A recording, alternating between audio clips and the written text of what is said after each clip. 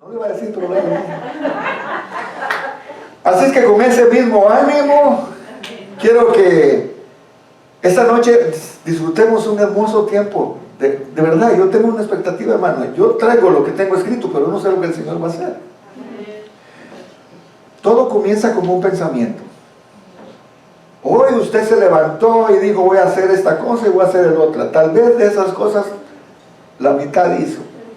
Hubieron cosas tal vez que ni siquiera las hizo, ni las intentó hacer. Pero para ese pensamiento se convierta en realidad, lo primero que tiene que hacerse es un plan. Por cierto, yo soy de verdad, yo para los planes soy muy malo. Pero ¿sabe qué? Dios me ha puesto al lado de una persona que es muy así. Y sí, mi general. Es necesario que todo tenga un plan, ¿verdad? Y esto nos debe llevar, y ese plan se tiene que llevar a la acción, porque si no se lleva a la acción, nada más queda como un intento, pero no llega a ninguna acción. Nunca se va a cristalizar ese pensamiento, y todos tenemos que quedar no solo en una buena idea, sino que también en algo terminado. Y no importa si fracasamos, porque todo depende, ¿verdad?, de qué tanto nosotros le pongamos interés a lo que queremos. Las cosas van a terminar de esa manera, bien, si le ponemos todo el interés, toda la energía, pero para poder acabar algo tenemos que comenzar, ¿verdad? Nadie puede llegar a ganar una carrera si no comienza. Todos tenemos que comenzar de alguna manera. En la vida, hermano, muchos estamos tal vez comenzando, otros están más avanzados y otros todavía no han comenzado. Otros van a comenzar, pero otros ya están a punto de terminar. Y esto es hasta que nosotros nos muramos. Por eso, siempre cuando tenemos una buena idea, una buena intención, tenemos que ponerle planes y tenemos que llevarlos a cabo y tenemos que poner nuestra energía, todo lo que nosotros tenemos para hacerlo.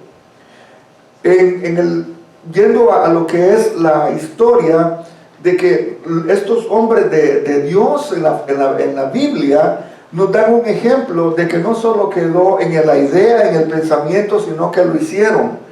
Por ejemplo, los acontecimientos más importantes de la Biblia que se registraron, para dar una idea, porque vamos a hablar de lo que es restaurar el altar, que era un holocausto. En el diluvio, después de que terminó el diluvio, se levantó un altar, marcando algo, diciendo, algo grande pasó, hay un altar, adorar a Dios, porque durante 120 años se predicó y pasó, pero Dios salvó a Noé y su familia. Y entonces se erigió un altar, porque para adorar a Dios. También la promesa que se le hizo a Abraham, cuando le dijo, sal de tu tierra y tu parentela a una tierra que yo te mostraré, también Abraham levantó un altar. También la liberación de Israel de Egipto, también se levantó un altar. También cuando Moisés hubo pasado el Mar Rojo, también se levantó un altar. Cuando Josué cruzó el Jordán, dice que también erigió un altar. Cuando se hace al ministerio, llama al ministerio a los hombres y las mujeres, también es necesario que se levante un altar. Ese altar debe ser la dedicación que se hace de esa persona. Cuando usted le pusieron en un ministerio, hay algo que se tiene que hacer, la dedicación de su cuerpo como un altar para Dios, y eso lo vamos a ver. ¿Por qué? Porque usted ya deja de ser la persona de antes. Ahora hay gente, me gustó mucho lo que dijo Melissa, hay pasitos que lo siguen a uno. Hay gente que está viendo lo que usted hace, porque como es el líder, así también son los estudiantes. Entonces es interesante que hagamos estas cosas, que comencemos nosotros. Han pasado cosas importantes y se han levantado altares. También hemos pasado la pandemia, mientras otros ya se murieron, y no me alegro por ellos, perdimos buenos amigos. Siento mucho la pérdida de Felipe, me ha pegado muy fuerte. Amigos, familiares, conocidos que fueron afectados por esta enfermedad, ustedes mismos que estuvieron infectados con el virus. Y mire que aquí en el altar estuve rodeado y no me enfermé. Usted es la persona indicada a levantar un altar porque estamos saliendo de una pandemia. Es algo que ha quedado en la historia. Yo creo que cuando le cuente a sus hijos y sus hijos miren las fotos en la iglesia con mascarilla, así, ¡ay, qué feo se miraban! Parecen hindúes. Parece que andaban ¿verdad? Con esos atuendos de miroles. Pero ¿saben qué? En medio de la pandemia hemos visto la mano de Dios. En medio de la pandemia Dios no nos dejó. En medio de la pandemia todavía tuvimos palabra. En medio de la pandemia sucedieron tantas cosas buenas. A mí me dio gusto cuando cargaba mi carro y iba a donde los hermanos. De veras, yo andaba alegre repartiendo cajas. Hermano, qué hermoso es que nosotros podamos entonces poder levantar un altar después de que hemos pasado una situación tan difícil. Porque el levantar un altar nos va a dar a nosotros un lugar donde adorar al Señor. ¿Qué es un altar? La definición de altar es un lugar donde se celebran ritos religiosos, sacrificios y ofrendas. Este es un altar. Está sacrificando usted su carne. Yo creo que el que tiene hambre está viendo los tacos al pastor con jarritos, y lo hago para que sufra. Porque varias veces yo he estado con hambre aquí y usted comiendo en su casa y yo no. ¿En qué nos quedamos? También que iba el mensaje, ¿verdad? ¿Para qué puedo hablar de esto? Pero yo quiero que entienda usted de que en el altar se entregan sacrificios. En el altar se entregan ofrendas. Y no estoy hablando de dinero, no me malinterprete. Cuando usted viene a la iglesia, cuando usted viene al templo, usted trae su cuerpo, a veces sin gana, ¿verdad? Como cuando vienen los muchachos, otra vez a la church. ¿Verdad que sí dicen los muchachos? Otra vez a la iglesia, y no hace 2 meses que fuimos. ¿Verdad? Y eso es sacrificio. A mucha gente es sacrificio ir a la iglesia. Ya se van a dar diplomas. El que no faltó un mes, se le va a dar un diploma. Ya tengo el primero. Ya tengo el primero. Dice, mire, ya ven, sí es cierto, es bueno la motivación. ¿Sabe que una vez no faltamos 52 sábados del año con hermana Victorina, una viejita de 100 y resto de años que me acompañó en la intercesión? No fallamos ni un sábado en la intercesión, y llovía y tronaba, y la viejita, cuando decía yo, hoy no voy a llegar, y Javier la conoce, no va a llegar, cuando yo estaba en mi carro, tal vez estaba lloviznando, ya casi lloviendo, y hermana Victorina, ay, ya se hizo, porque la palabra dice que donde 2 o 3 están congregados, ahí está Él, ya dice. Y hermana Victorina me decía, no se preocupe, hermano, aquí estamos. Mi hermano, la perseverancia y la tenacidad de esa viejita me hacía que a veces yo no quería ir a la oración. Y sin embargo, ese sacrificio, esa entrega, díganle a los jovencitos que levanten a las 6 de la mañana para venir a la oración. Oh, si mañana vamos a ir el domingo. Es sacrificio, pero ¿sabe qué? Muchas veces al altar traemos nuestro cuerpo aún, muchas veces sin querer. Hay veces que usted quiere venir a la iglesia, pero otras veces que no, ¿verdad? Pero ¿sabe qué? Hagamos la que hizo David y que le dice, bendice alma mía, como diciendo, se te está olvidando. ¿verdad? Usted tiene que hablar con usted mismo muchas veces. A solas, cuando usted, ¿qué te está pasando? ¿No quieres ir a la iglesia? Chuletudo estás ahora. Y comienza usted a regañarse usted mismo. No espere que alguien lo regañe. Usted sabe cuando anda ya chuequeando. Y usted sabe perfectamente. Vaya al espejo y comience a ver, decir, ¿cuánto tienes de ir a la iglesia? Esta es tu cara, ¿no? Le dicen las mamás a uno, ¿verdad? Es así, regáñese, con confianza. Hágalo, y lo va a ver que le va a funcionar. Pero al altar se trae sacrificio, se trae ofrenda. El altar, hermano, tiene que ser para usted algo que le cueste. Usted, eso es sacrificio. Sacrificio de alabanza no es cuando usted quiere estar cantando. Sacrificio es cuando tiene que cantar y usted no tiene ganas. A veces que a Javier, me imagino que lo han invitado a cantar a la alabanza. Y esta vez el día cuando más problemas tuvo en su trabajo. Y tiene Javier que como es el líder de alabanza, tiene que estarse. Dios les bendiga, hermanos, qué día tan hermoso. Oh, y mi esposa, para ajuste de penas, me hizo un día tan bonito. ¡Gloria a Dios! ¿Cómo no? ¿Verdad que es sacrificio de alabanza? Pero ¿sabe que cuando usted se olvida de todo eso, comienza usted a decir, Señor, yo tuve un día tan malo, que si a mí me hubieran puesto a escoger entre el día de hoy, cuando me duelen las muelas, prefiero el día cuando me duelen las muelas. Hay días malos.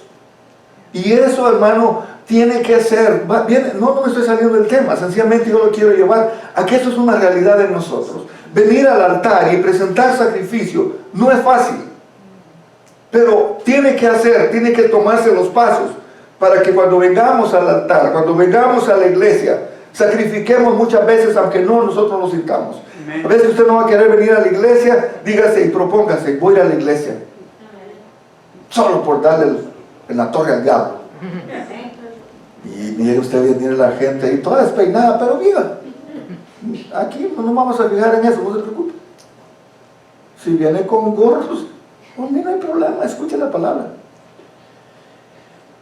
En el Antiguo Testamento, para los hombres y mujeres de la Biblia, el altar era un montículo hecho de piedras que se utilizaba para hacer los sacrificios de gratitud, de celebración, de recordatorio, de entrega, de consagración o para pedir perdón por los pecados. Eso era lo que representaba el altar. También era el lugar donde la manifestación de Dios, donde su presencia se manifestaba de diferentes maneras, pero más comúnmente con fuego. Fue en un altar donde Noé celebró el fin del diluvio. Fue un altar donde Abraham demostró a Dios ser obediente hasta el extremo. ¿Usted sabe qué fue lo que Abraham hizo? Le dice, Dios, sube al monte y adórame. Y dice que agarró a sus criados y agarró a su hijo Isaac, su único hijo. Y le dice, vamos, subamos a adorar al altar. Subamos a adorar al monte. Y cuando estaban allá, dice que comenzaron a levantar el holocausto, comenzaron a poner las piedras, comenzaron a poner la leña. Y el muchacho ya sabía de esto. Y le dice, padre, ya está todo preparado. ¿Y el cordero dónde está? ¿Y sabe quién iba a ser el cordero? El mismo hijo. Y dice que lo acostó. Qué niño tan obediente como los de San Pedro. Amén, digan ustedes, muchachos, ayúdenme. Yo estoy hablando de fe. Ayúdenme en mi fe. ¿Verdad? ¿Qué muchachos tan obedientes como Isaac? Ya están, miren, son muy jóvenes. Eso me echan porras. Me levantan el ánimo. ¿Sabe qué? El muchacho estaba acostado. Y dice literalmente que ya tenía todo preparado. La leña, el muchacho lo pone encima del altar. Y cuando iba con el cuchillo a degollarlo, porque tenía que hacerlo, y a despedazarlo, a cortarlo, porque era literalmente lo que se tenía que hacer, dice que hubo una voz que dijo, hey, no le hagas daño al muchacho. Y enredado de los cuernos estaba un cordero. Y Dios proveyó. Amén. Ese es un sacrificio. Eso es lo que estaba viendo el Señor, si era obediente. Que se haya salido de su tierra y su parentela era otra cosa. Pero cuando le dice, sacrifícame a tu único hijo. ¿Alguien aquí tiene un hijo único? Ah, usted, ¿verdad? Hermano Rafael, por ejemplo. Y que le diga, hermano Rafael, sacrifíqueme en Génesis. Está buena para el holocausto. ¿Usted lo haría? ¿Verdad que no? Mi hermano, si nos cuesta, seamos honestos, seamos realistas. Si a usted le pidieran su único hijo, y más que se lo tuvo cuando estaba viejito, que Sara hasta se rió. Y Sara, me imagino que las carcajadas que se tiraban. El Señor se pasó de bromista conmigo. Los pétalos.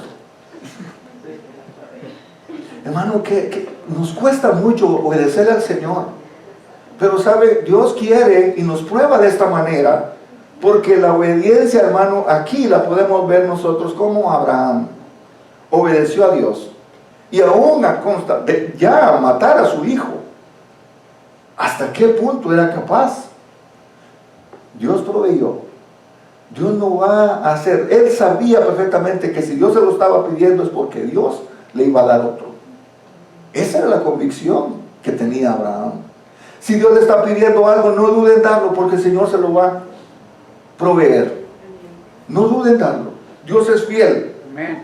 También fue por medio de un altar que Jacob celebró una nueva etapa para su vida después de tener un encuentro con Dios. Cuando iba, dice que se puso, tenía tanto sueño, que se acostó y puso una piedra de cabecera.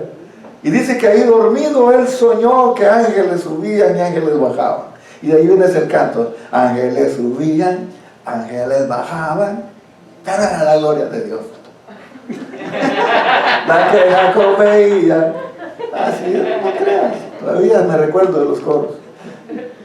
¿Saben? Y ahí él edificó un altar porque dice, realmente no me había dado cuenta que esto es casa del cielo, eso quiere decir Betel. Bueno, muchas veces Dios nos está bendiciendo y ni siquiera atención le ponemos a las bendiciones de Dios. Cuando usted tiene un encuentro con Dios, anótelo. Este día Dios me hizo algo que fue sorprendente, para que no se le olvide. Amén. Porque no sé de cuántas nos libró este año el Señor. Y se nos olvidó. Y ya, la iglesia, pues si hoy no es día. Hoy desde Zoom. Ir a la iglesia. ¿Qué le pasa? El pastor está muy exigente. El Zoom es más fácil con pijamas y haciendo tantas cosas. Y con la cámara apagada para que no los mire.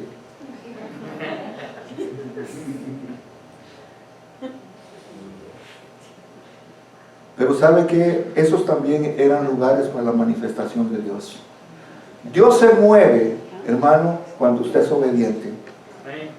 Fue por medio de un altar que Moisés celebró su victoria sobre Amalek. ¿Quién era Amalek? Amalek representa la carne. Amalek era un enemigo acérrimo del pueblo de Israel, que le hizo la guerra por detrás, un traidor.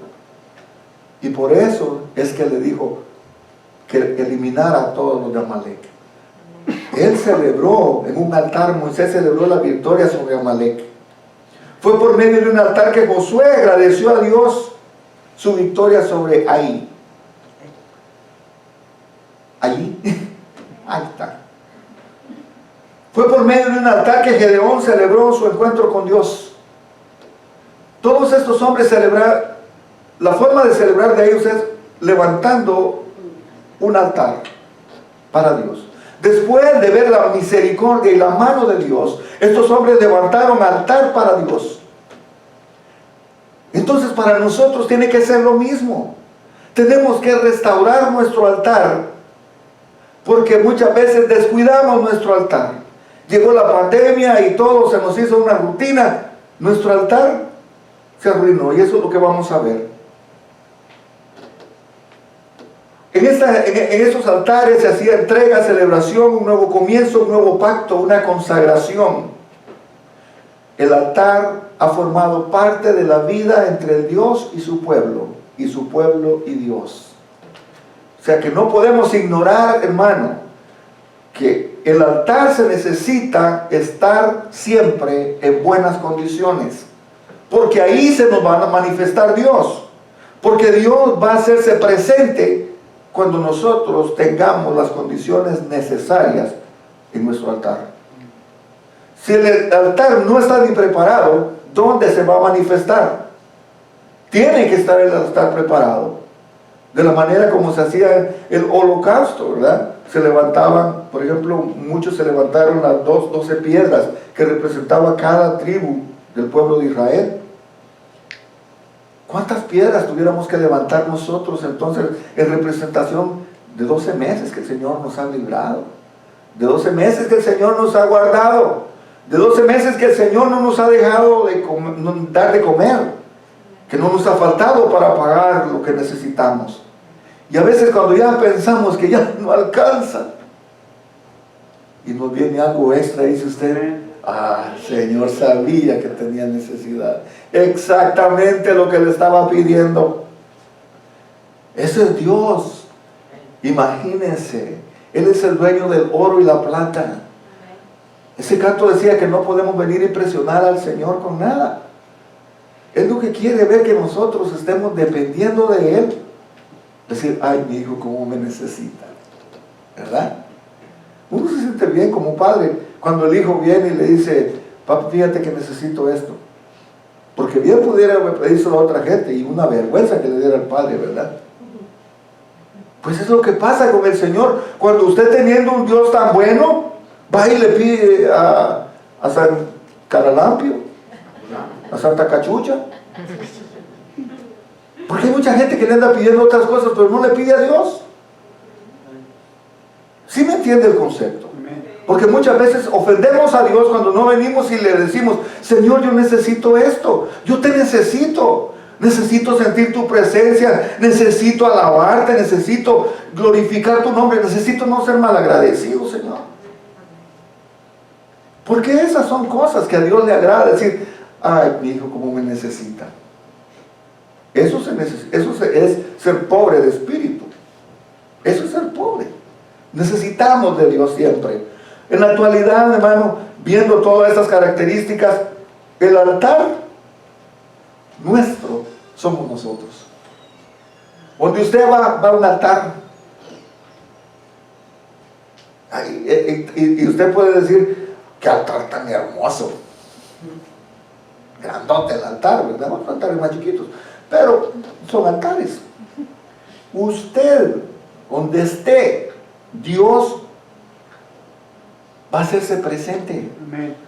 Porque Él dice que nos presentemos como un sacrificio vivo, agradable, y que es nuestro culto racional. Usted con su propia voluntad le está diciendo al Señor, Señor, hoy tú vas a ser el centro de mi vida. Amén.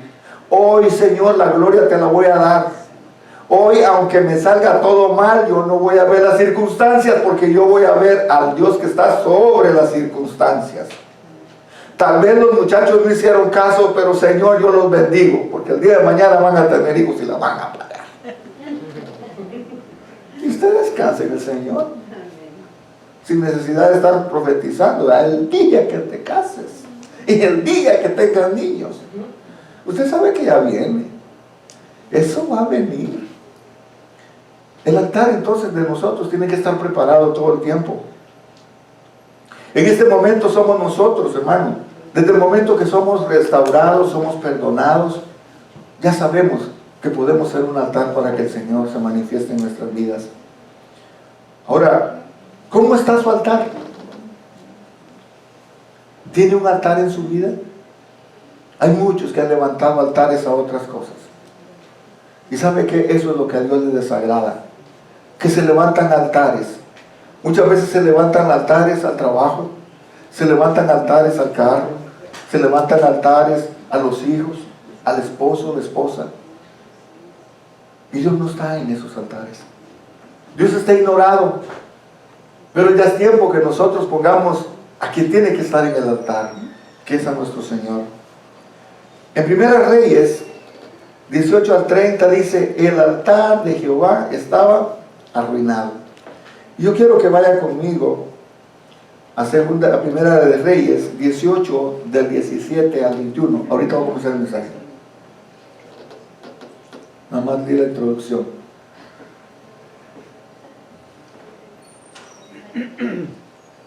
En Primera de Reyes 18, 17 al 21 dice: cuando Acab vio a Elías, le dijo: ¿eres tú el que turbas a Israel?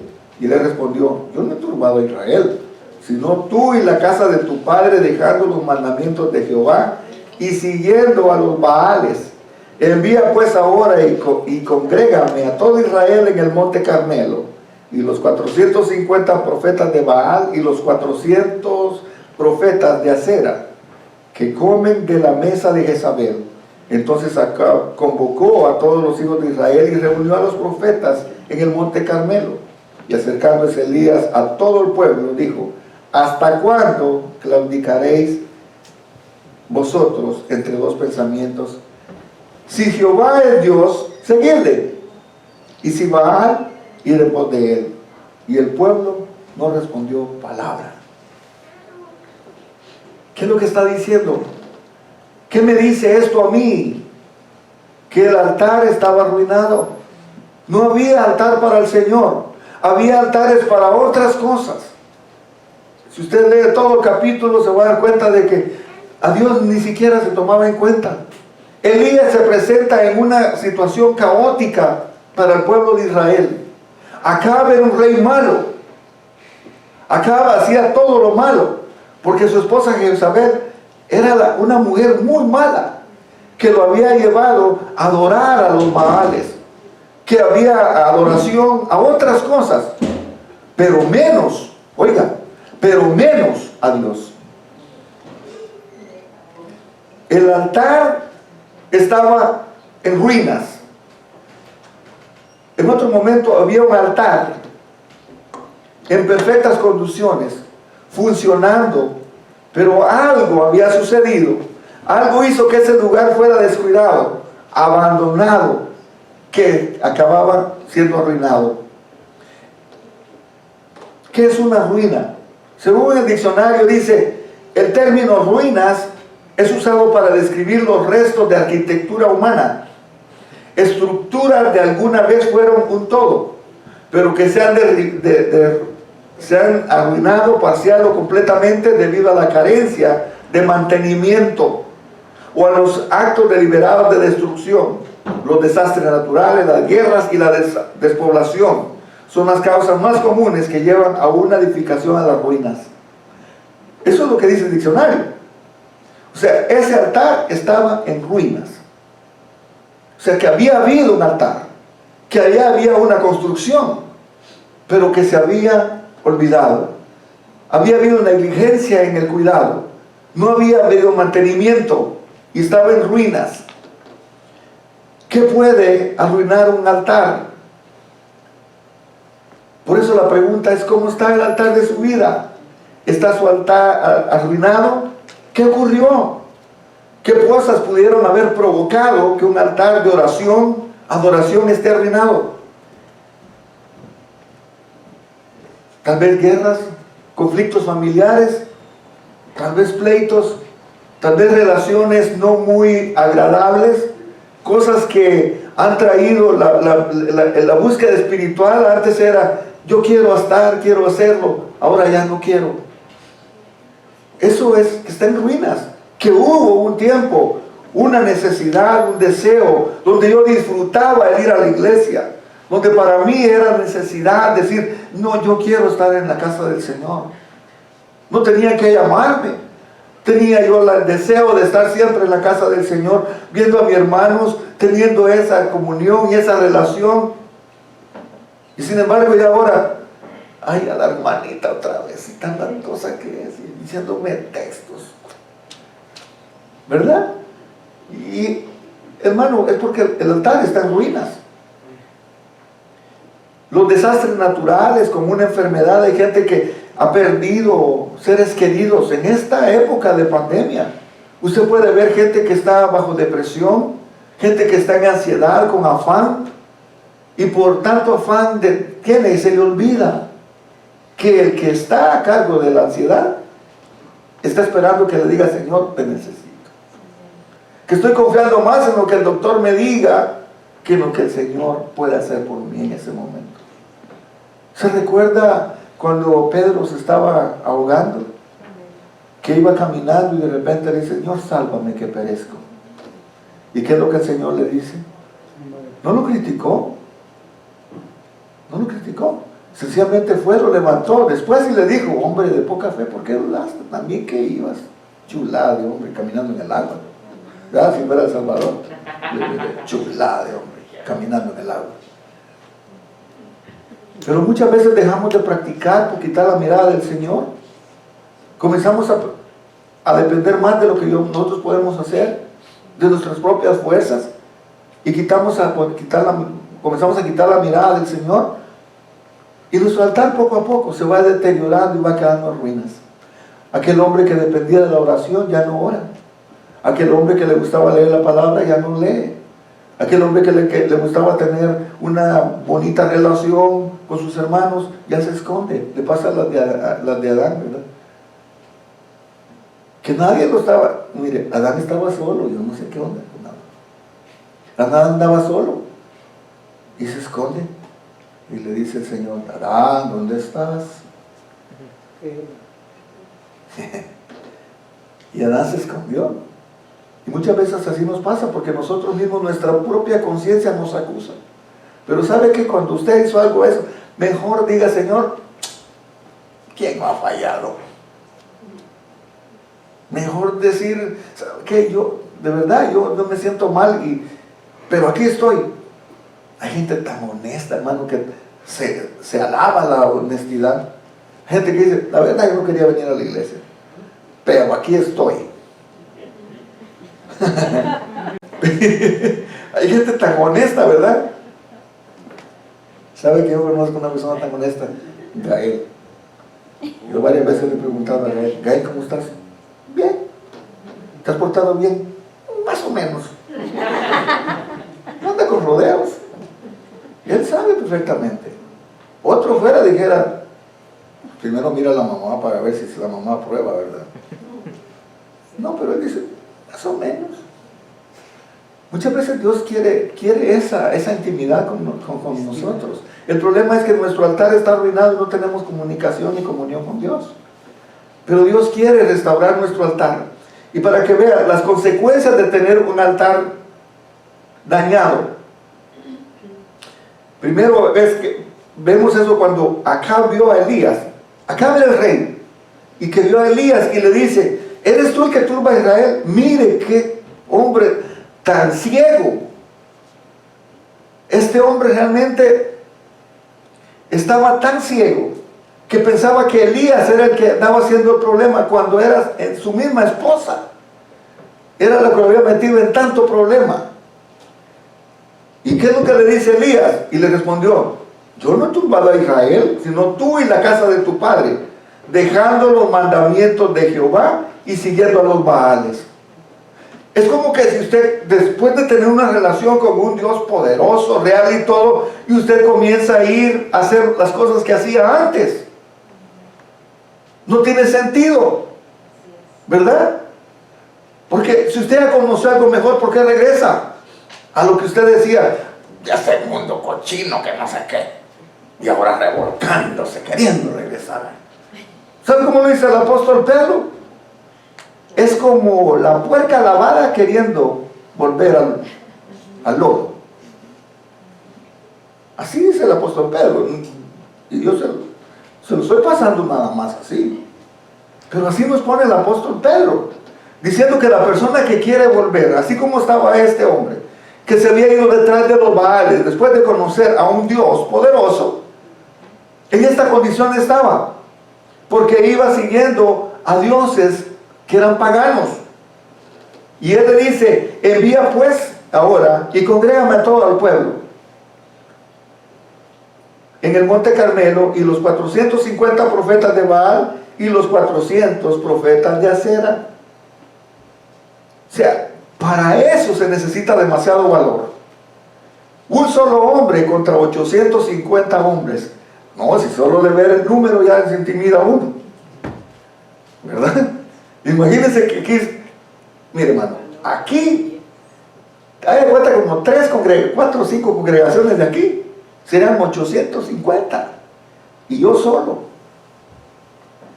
Pero él sabía en quién confiaba. Amén. Él sabía que su Dios Amén. le había respondido y le iba a responder. Y él dice, congrégame todo Israel en el monte Carmelo. Ese hombre iba a desafiar a todos esos profetas enfrente de todo el pueblo. Y él le dice, y reunió a los profetas en la mesa a los 450 profetas de Baal y 450 de Acera, que comen de la mesa de Jezabel. Como quien dice, ella les da de comer, ella los tiene a lo que ellos digan. Y les dice, pónganse de cabeza, se ponen de cabeza. Ahora brinquen, brincaban. Así estaban esos profetas.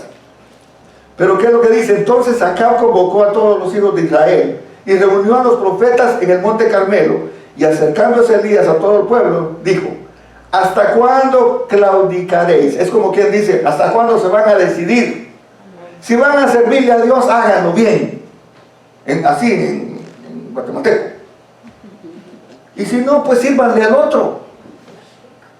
Pero no podemos estar sirviéndole a Dios y sirviéndole al mundo también, porque no vamos a ni funcionar en este lado ni tampoco en este. Nuestras energías van a estar divididas. Tenemos que hacer, ¿a quién vamos a servir? ¿O a Dios o al mundo? Y eso es lo que le pone Elías en esto. ¿Hasta cuándo van a claudicar entre dos pensamientos? Si es Jehová, a seguirle. Y si Baal, ir por de él. Y el pueblo no dijo nada, porque sabían perfectamente que les estaba diciendo la verdad. La falta de un altar a Dios provocó que otros altares de idolatría se levantaran. La falta de los altares, del altar de Dios, provocó confusión, provocó turbación, desde la cabeza, donde estaba el rey, hasta los súbditos. La falta de un altar en su vida también puede crear eso, turbación, confusión. Ya estamos turbados, estamos confundidos. Es que no sé si ir a la iglesia o ir a Disneylandia, es que van a abrir.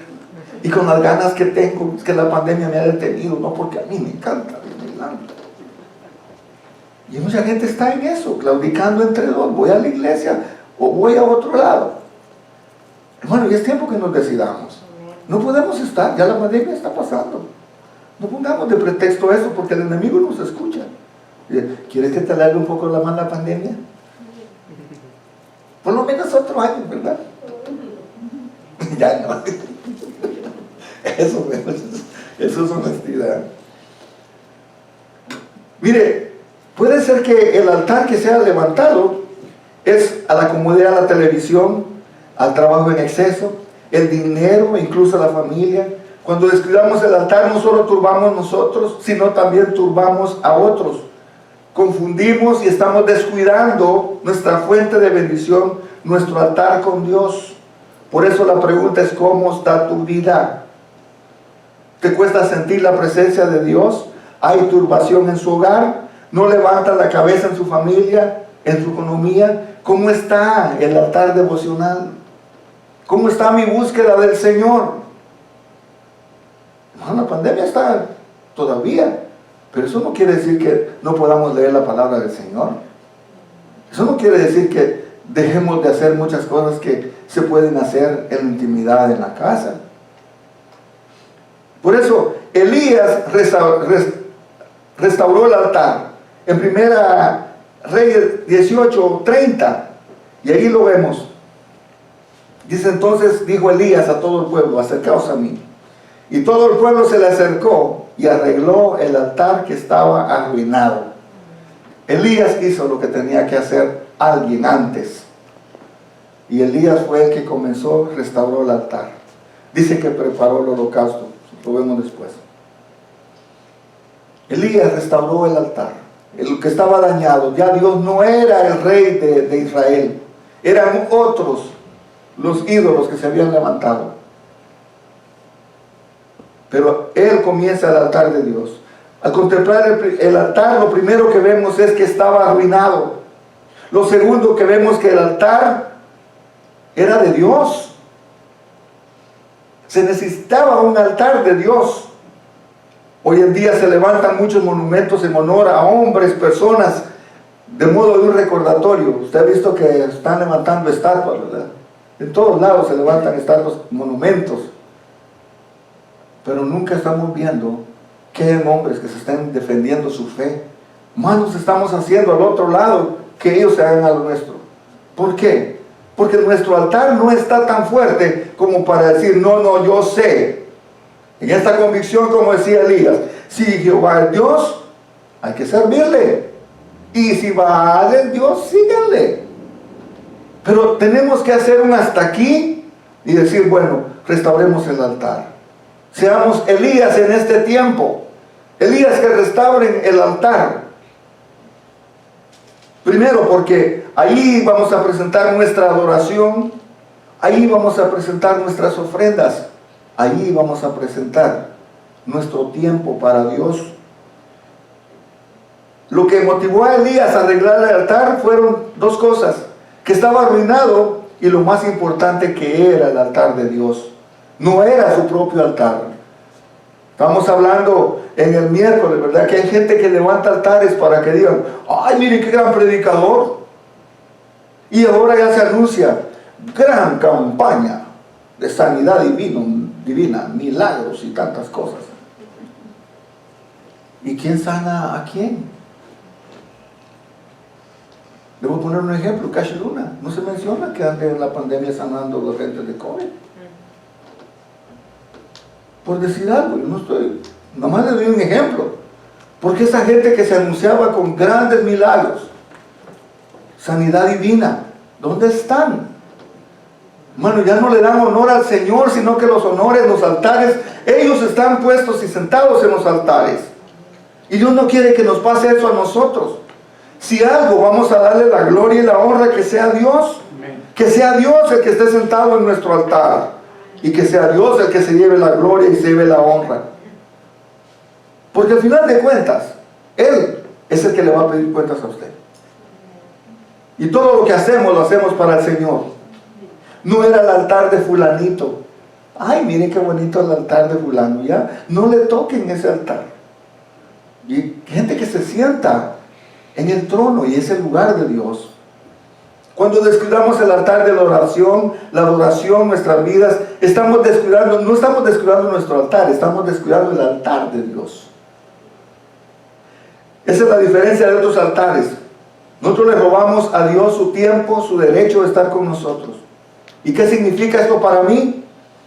Que es el tiempo de Dios, el tiempo que le pertenece a Él. El tiempo de Dios es el tiempo que le pertenece a Él para hablarnos por medio de su palabra.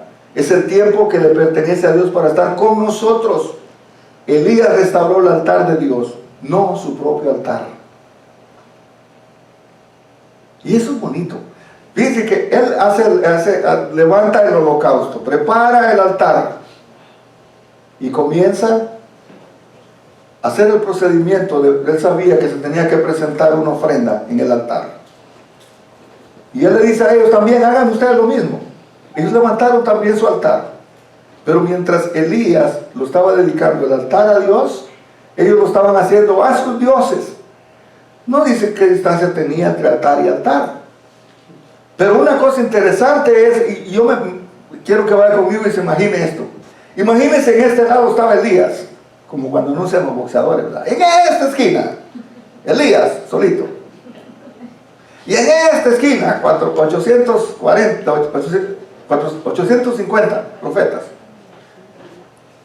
Sí, porque eran 450 y 400 de acera. Pero ¿sabe qué? Esa escena, ha de haber sido hermoso ver eso. Cuando Elías entonces comienza a darle las instrucciones. Yo voy a preparar mi altar aquí y ustedes preparan el suyo allá.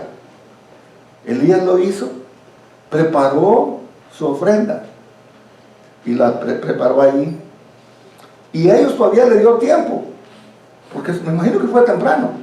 La ofrenda, a las 3 de la tarde ya no se podía presentar ofrenda, más ofrenda. Pero dice que todo el día estuvieron ellos gritándole a sus dioses. Y todavía estaba Elías burlándose de ellos. Grítenle más fuerte, tal vez está dormido, tal vez está echando una su siesta. Y aquellos rasgándose, cortándose, Ya imagino que un montón de sangre que había ahí. Eso era parte de los rituales de ellos, los sacrificios humanos y todos los gritos que hacían. ¿Se imagina usted esa escena? Y Elías solo viéndole y burlándose de ellos todavía. ¡Qué confianza la que tenía Elías en su Dios! Porque él sabía perfectamente que el altar era de Dios. Ya cuando estaba terminándose todo, y dice que ya cuando ellos hicieron todo, ya estaban extenuados, que estaban cansados, todos de palúdicos, me imagino, de ya no tenían ni sangre, de tanto rasgarse y sacar sangre. Cuando ya iba a ser el turno de Elías, dice que Elías todavía les dijo, traigan agua y échenle al altar. Y le abrieron una zanja, dice, y se llenaron de agua. Trajeron cántaros de agua y se los echaron. Usted sabe que cuando algo está mojado no agarra fuego. Si es la leña, lo que primero comienza a echar humo, pero menos llama. Y dice que Elías solo elevó su voz al Dios. Y la señal había sido que el Dios que conquistara con fuego, ese sería el Dios verdadero. Dice que Elías solo extendió su mano y no hizo tanta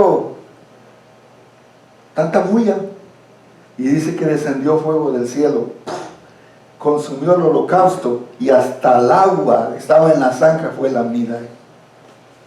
Ese es el Dios que nosotros servimos. Ese es el Dios que se merece la honra y la gloria. Porque, hermanos, muchas veces nosotros estamos haciendo las cosas en nuestra fuerza, pero si le damos el altar al Señor, Él se va a encargar de avergonzar a nuestros enemigos. Él se va a encargar de dar a su pueblo, a usted, a mí, lo que necesitamos, siempre y cuando nosotros le demos el tiempo a Dios. Elías lo restauró. Elías restauró el altar del Señor. Ahora yo quiero que piense esto. Y hay un proceso que podemos ver en esto, que para poder hacer algo tenemos que tener una visión. Tenemos que poder tener la visión de visualizar cómo queremos que quede, cómo tiene que ser el modelo, cómo queremos que Dios, o cómo queremos vernos en Dios de aquí a 2, 3 años. ¿Cómo nos visualizamos nosotros como cristianos, como iglesia? ¿Cómo nos visualizamos nosotros de aquí a 2, 3 años? Tenemos que tener una visión. No podemos ser los mismos de hace 3, 4 años. Tenemos que ser mejores, ¿verdad? Una vez me acuerdo que, ahorita que hablo de eso de ser mejores, una vez me acuerdo que allá en la iglesia había la hermana de se acerca a alguien así tan honesto y le dice, ay, qué fregada se mira. Y dije, ay, no sé, hombre, no tuvo nada de...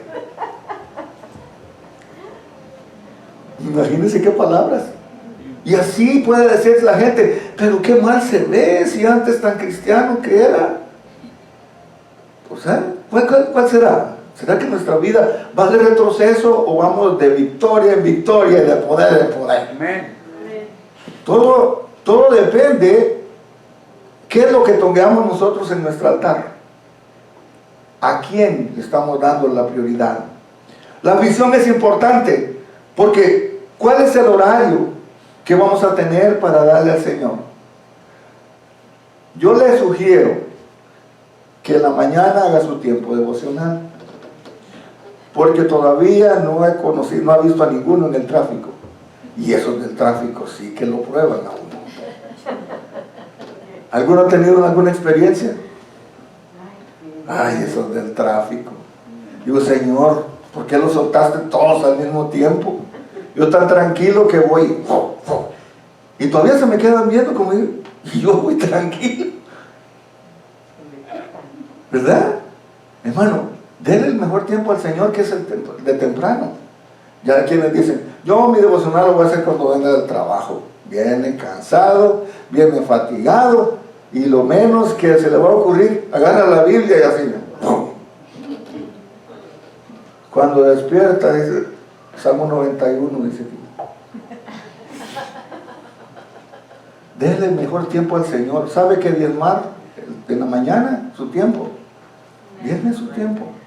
Diezme el domingo para el Señor, es el primer día de la semana. Por eso es que nosotros tenemos que tener una visión, y es que cada día, no es qué tiempo dedicamos de nuestro día, el mejor tiempo que dedicamos, invertimos en el Señor. El mejor tiempo que podemos dedicar es cuando se lo dedicamos al Señor. Visualice cómo se ve usted de aquí y visualice cómo va a ver su altar. Decir, mi altar va a estar bonito, lo voy a decorar, mi altar va a estar presentable, no va a estar en ruinas, hasta con musgo y tanta cosa. ¡Ay! Ya se me nació el altar, ni cuenta me había dado, porque está poniéndole atención a otras cosas menos al altar. ¡Ay! Ya me están haciendo flores sin ese hombre. Así anda mucha gente, con el altar todo enmohecido. Ya, Señor, ya no escucha qué alabanza, sino que nada más quejas. ¡Ay, Señor! ¿Ya te olvidaste de mí? Ya queremos escribirle segunda de Lamentaciones. Tenemos que también tener determinación. Proverbios 21:25 dice: el deseo del perezoso le mata, porque sus manos no quieren trabajar. Y usted dice, ay, ¿cómo le va de bien a fulano de tal? Pues sí, pero también trabaja. Por eso Proverbios dice, el deseo del perezoso le mata. No necesita hacerle nadie nada. Él solo se está matando. Muchos se quedan en la visión, pero nunca comienzan a trabajar. Ven un montón de piedras tiradas, ven todo el trabajo, levantan 2 piedras y se sientan. Ay, me estoy poniendo de espalda, esas piedras están muy pesadas. Mañana sigo. Y mañana se le presenta otra oportunidad y no levanta el altar. Y así van años, y el altar ahí, 8 piedras tal vez van en tantos años.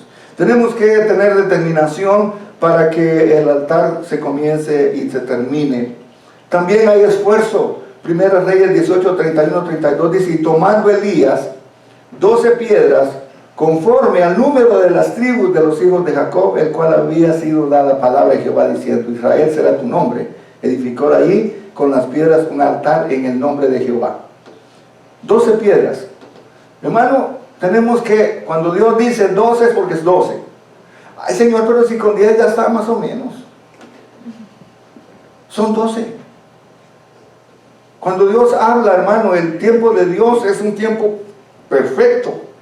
Cuando Dios habla, lo dice porque tiene razón. No estamos cuestionando a Dios. Nos ponemos como Naamán, ¿verdad? Que lo mandó a Eliseo y le dijo, zambúllete 7 veces en el Jordán. Y a Naamán, creidito el hombrecito. Dice, no, hombre, si yo soy el general de Siria, ¿qué le pasa a este Eliseo?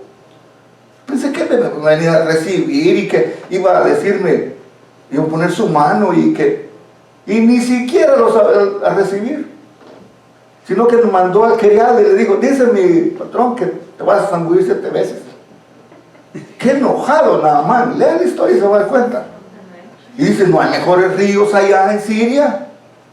Me manda a este río cochino, este río Jordán me manda aquí. Hay mejores ríos allá.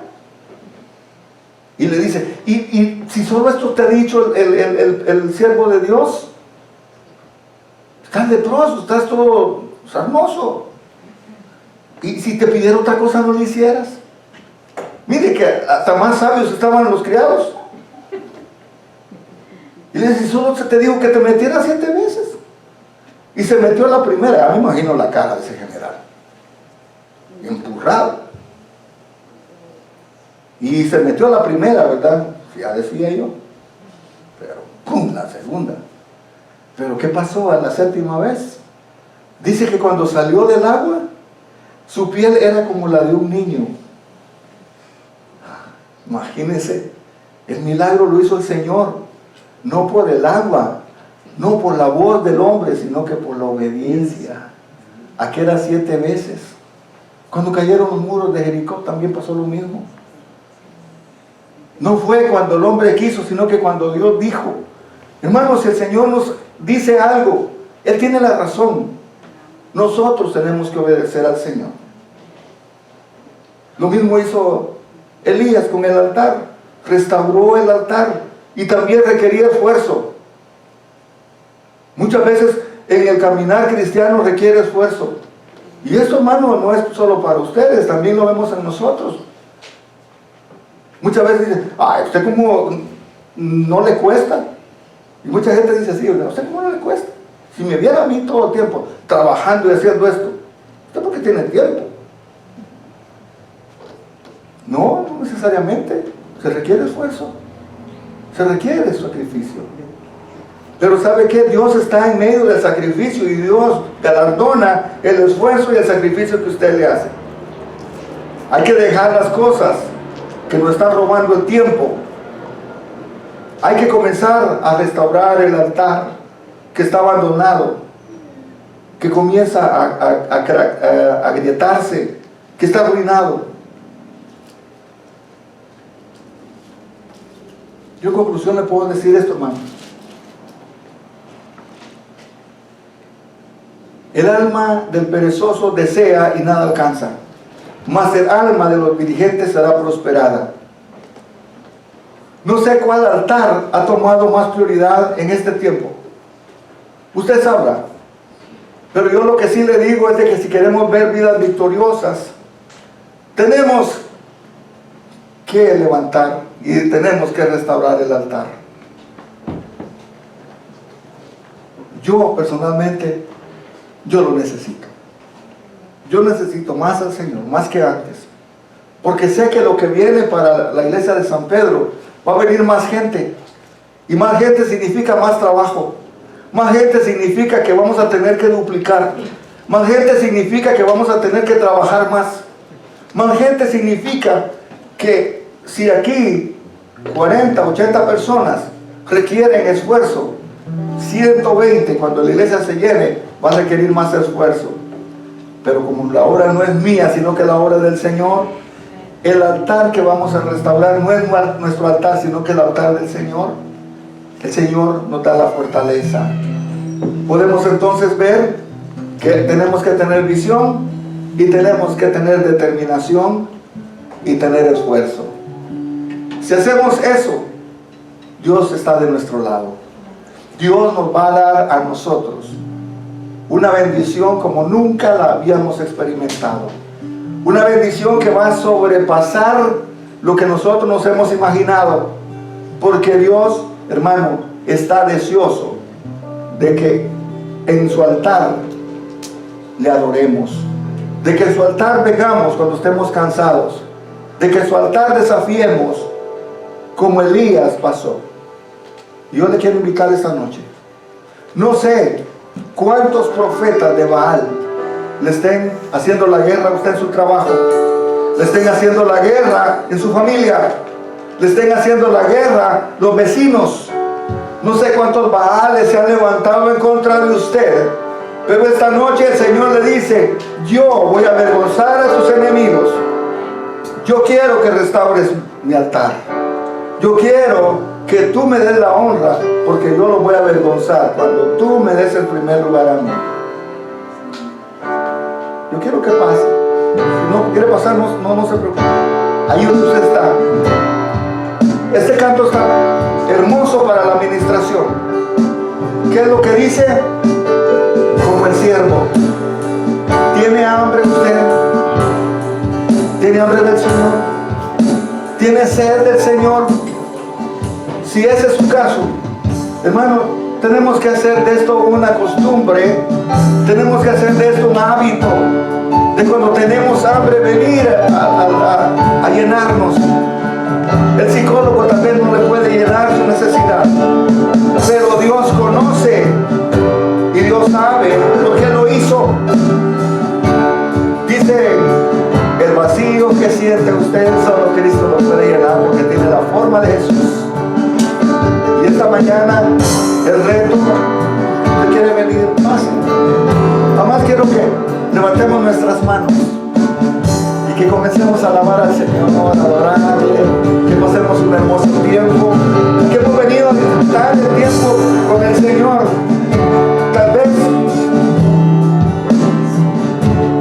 Tal vez ha sido una semana difícil, tal vez ha tenido dificultad, ya